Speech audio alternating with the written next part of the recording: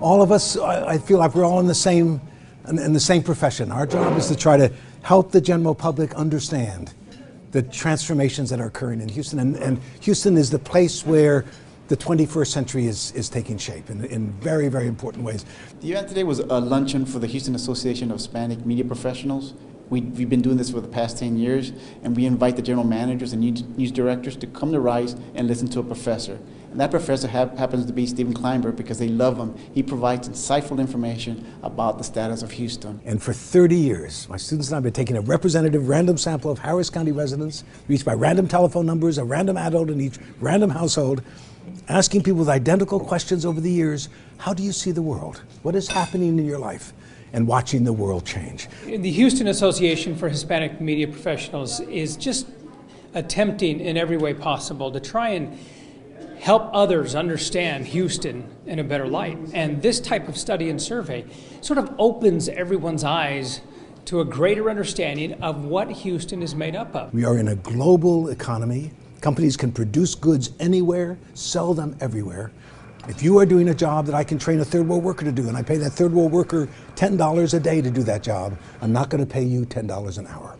And we are watching across America, and particularly clearly in Houston, a growing gap between rich and poor, predicated above all else on access to higher education. What you earn depends on what you have learned. Education has become absolutely critical in a way that was never true before. It is a radically new kind of economy.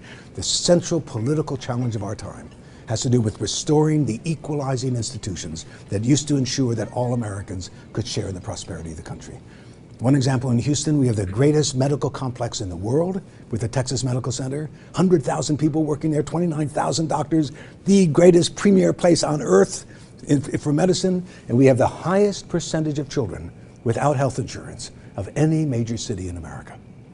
The only way to improve the lot of the poor is not to accelerate economic growth as it's currently operating, not to cut taxes on the rich, but to invest in the skills of the poor, ensuring that poor people have the opportunities to acquire the skills that will connect them to the jobs of the 21st century. I think it's wonderful that a university such as Rice, number one, will share the intellectual capital that it has, because what that also tells you is not only are they in the business of educating students, but they're also in the business of trying to give back to the community in which they do business as well. And one of the things I tell people all the time is, whoa, the American future is here in Houston now.